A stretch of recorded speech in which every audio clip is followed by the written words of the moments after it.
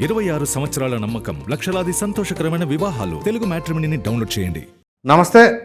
5 రాష్ట్రాలకు సంబంధించి ప్రస్తుతం కౌంటింగ్ అయితే జరుగుతూ ఉంది. ఈ క్రమంలో ఊహించని పరిణామాలు, ఎవరు గెస్ట్ చేయనటువంటి విధానంలాగా కొన్ని జరుగుతూ ఉన్నాయి. అందులో ప్రధానంగా ప్రజలందరూ కూడా ఆసక్తిగా ఎదురు చూస్తున్నవి రెండు రాష్ట్రాలకు సంబంధించిన ఫలితాలు. ఒకటి తమిళనాడు, 2 బెంగాల్. తమిళనాడులో ఊహించిన విధంగా టీవీకే విజయ్ దూసుకుపోతూ ఉన్నాడు. అక్కడ బెంగాల్లో ఎన్డీఏ కూటమి ఇప్పటికే 150 స్థానాలు లీడింగ్ పైనే ఉంది. సో తాజాగా జరుగుతున్న పరిణామాల గురించి మొదట డిస్కస్ చేసి ఆ తర్వాత అసలు కథకి వెళ్దాం. సో నమస్తే అండి అంకమరావు గారు. నమస్తే ప్రసాద్ గారు. సార్, ముందుగా ఈ 5 రాష్ట్రాల కౌంటింగ్కి సంబంధించి మనం ఏ రకంగా చూడాలి? ఇటు తమిళనాడు, అటు బెంగాల్. బెంగాల్లోనేమో మమతా బెనర్జీ గెలుస్తుందని మెజారిటీ సర్వే సంస్థలు, అలాగే తమిళనాడులో వచ్చేసి డిఎంకే గెలుస్తుందని చెప్పి మెజారిటీ సర్వే సంస్థలు రెండు ఓంటాపల్టా అయిపోయినాయి. ఇంకా ట్విస్ట్ ఏంటంటే అక్కడ టీవీకే విజయ్ దూసుకుపోతున్నాడు. దాన్ని ఎలా చూడాలంటారు? అంటే ప్రజల నాడిని కనిపెట్టడంలో చాలా సంస్థలు, అంటే మేమేదో వాళ్ళతో మాట్లాడుతున్నాం, వాళ్ళ అభిప్రాయాలు చెప్పారు, ఈ అభిప్రాయాల ప్రకారం పలానా పార్టీ అధికారంలో రాబోతుంది అని చెప్పేవాళ్ళు ఒకసారి పునరాలోచించుకోవాలి. వీళ్ళ మీద నమ్మకం ఏర్పాటు చేసుకొని చాలా మంది అమాయకులు త్వరగా డబ్బులు సంపాదించాలనే దానిలో మామూలుగా వాళ్ళు పందేలు కాసి ఎంతమంది నష్టపోతున్నారో దీన్ని బట్టి కూడా ఒకసారి ఆలోచించుకోవాలి. ఓకే, ఎందుకంటే వీళ్ళు ప్రజలే కదా. అవును. ఇది ఈ విధంగా అంటే వీళ్ళ యొక్క బలహీనతలని సొమ్ము చేసుకునే వాళ్ళు ఏ విధంగా చేసుకుంటున్నారు అనేదాన్ని ఆలోచించుకోవాలి. ఇక తీసి పక్కన పడేస్తే ఈ 2 రాజకీయ ముఖ చిత్రాన్ని మార్చబోతున్నాయి, భారతదేశ రాజకీయ ముఖ చిత్రాన్ని. ఓకే, నిస్సందేహంగా చెబుతున్నాను, గుర్తుపెట్టుకోండి మీరు. పశ్చిమ బెంగాల్ అనేది ఈ రోజు భారతీయ జనతా పార్టీ అధికారంలో రావటం అనేది అది మామూలు విషయం కాదు. అవును. అక్కడ 30 సంవత్సరాల పైన 1978 నుంచి కమ్యూనిస్టులు అధికారంలో ఉన్నారు. అవును. జ్యోతి బస్ గారు అద్భుతంగా అక్కడ అధికారాన్ని నిలబెట్టుకుంటూ వచ్చారు. అవును. ఆ తర్వాత బుద్ధదేవ్ భట్టాచార్య గారు రావటం, ఓడిపోవడం జరిగింది. కానీ మమతా బెనర్జీ 3 పర్యాయాలు గెలిచింది అక్కడ. ఎస్. అంటే అక్కడ భారతీయ జనతా పార్టీ ప్రవేశమే లేదు, గమనించుకోవాలి. అవును, అప్పటి వరకు ప్రవేశమే లేదు. అలాంటి చోట అంటే పోయినసారి అంటే బలమైన ప్రతిపక్షంగా నిలిచిందే తప్ప అవును అధికారం దరిదాపులోకి రాలేదు. అవును.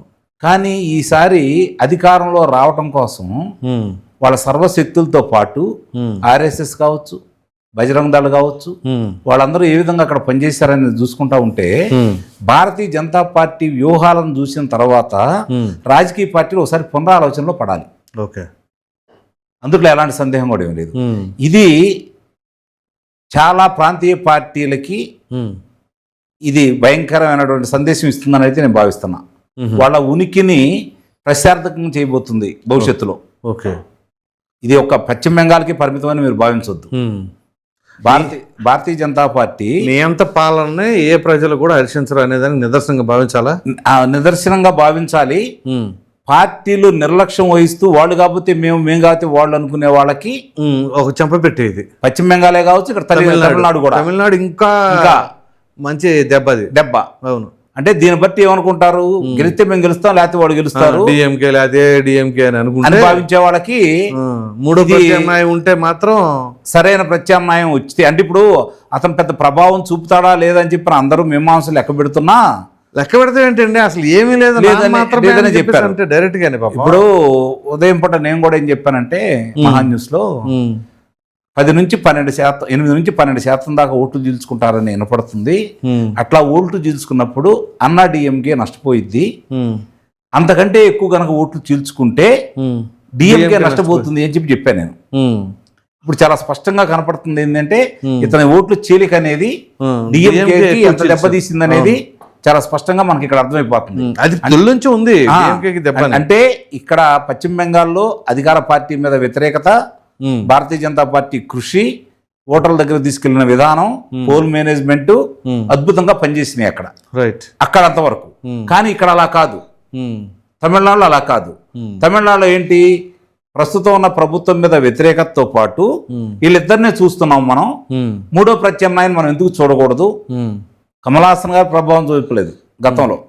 విజయకాంత్ చూపించలా. విజయకాంత్ చూపించాడు, ఒక స్థాయికి వచ్చాడు. అంటే ఆ తర్వాత ఆయన పాపం సరైన విధంగా నడవలేకపోవటం వల్ల, అంటే నా ఉద్దేశం ఏంటంటే రాజకీయ పార్టీ పెట్టిన తొలి ఎన్నికే ప్రభావం చూపించిన దాంట్లో ఇతను విజయ్ నెంబర్ 1. ఆ రోజు నందమూరి తారక రామారావు గారి దక్కింది, అంతకుముందు ఎంజి రామచంద్రన్ గారు, తారక రామారావు గారికి దక్కింది, ఇప్పుడు విజయ్కి దక్కుతుంది. కాదు, ఇక్కడ మనం వేరియేషన్ కనుక చూసుకుంటా ఉంటే, ఓట్లు శాతం కనుక చూసుకుంటా ఉంటే రామారావు గారికి ఆధిక్యం. అది వేరే ఆ రోజు. అప్పుడు సోలో ఫైట్ ప్లస్ ఇంకోటి ఏంటంటే ఆపోజిట్ కాంగ్రెసే. జనాలందరూ కూడా బాగా ముదిరిపోయి ఉండి ఈ డబ్బు పొల్యూటెడ్ పాలిటిక్స్ లో ఈ సమయంలో మూడో ప్రత్యామ్నాయంగా వచ్చి నిలబడతామంటే మామూలు. అంటే 1983లో కూడా మీరు గమనించుకోండి, జనతా పార్టీ కూటమి గట్టిగానే ఉంది. జనతా పార్టీ కూటమి అదే వాళ్ళే కదా ప్రతిపక్షం. అవును, కాంగ్రెస్ పార్టీ అధికారంలో ఉంది. మరి నందమూరి తారక రామారావు గురించి వచ్చిన తర్వాత మూడో ప్రత్యామ్నాయం చూశారు కదా. అంటే ఇద్దరు అలయన్స్ లోనే ఉన్నారు కదా. లేరు, ఎందుకు ఉన్నారు వాళ్ళు? ఫస్ట్ అండి లేరండి, 83లో లేరు.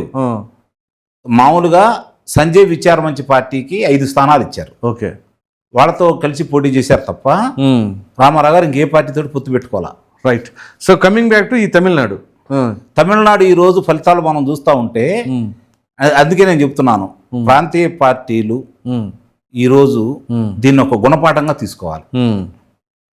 అంటే అధికారం వచ్చిన తర్వాత వాళ్ళు ఎలా ప్రవర్తిస్తున్నారు, వాళ్ళ మీద వ్యతిరేకత ఏ విధంగా వస్తుంది, ప్రభుత్వ పనితీరుని ప్రజలు ఏ విధంగా గమనిస్తున్నారు అనే దాన్ని కనుక ఒకసారి అర్థం చేసుకుంటే వాళ్ళకి తత్వం అయితే బోధపడిద్దని అయితే నేను భావిస్తున్నాను. రైట్. ఇక్కడ బీఆర్ఎస్ కావచ్చు, ఆంధ్రప్రదేశ్లో తెలుగుదేశం పార్టీ, వైఎస్ఆర్సీపీ పార్టీ కావచ్చు, మరి అక్కడ ఉన్నటువంటి ఉత్తరప్రదేశ్లో ఉన్నటువంటి ములాయం సింగ్ యాదవ్ పార్టీ కావచ్చు, సమాజ్వాదీ పార్టీ కావచ్చు, ఇప్పుడు బీహార్లో ఉన్నటువంటి నితీష్ కావచ్చు, లేదంటే లలూ ప్రసాద్ యాదవ్ కావచ్చు, ఇలా కనుక మనం చూసుకుంటా వస్తూ ఉంటే వీళ్ళు ఒకసారి పునరాలోచనలో పడాల్సిన ఆవశ్యకత ఉందని అయితే నేను భావిస్తున్నాను. రైట్. రెండోది, భారతీయ జనతా పార్టీని చూసి నేర్చుకోవాల్సింది ఎందుకన్నాను అంటే, ఈరోజు అక్కడ వాళ్ళు 2 స్థానాల నుంచి ఈరోజు 3వ పర్యాయం కేంద్రంలో అధికారంలోకి వచ్చారు.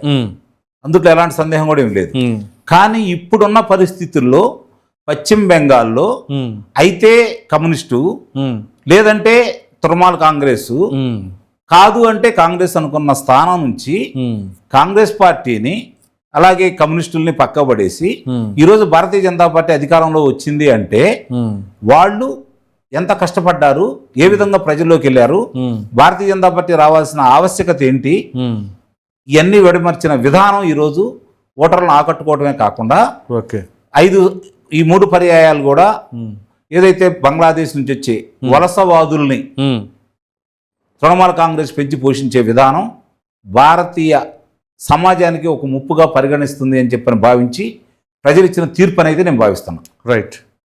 ఇది ఇక ఇక్కడికి వచ్చేతల్లి టీవీకే పార్టీ ఈరోజు విజయ్ సహజంగానే 3 ఇక్కడ పనిచేసినాయి అని అయితే నేను భావిస్తున్నాను.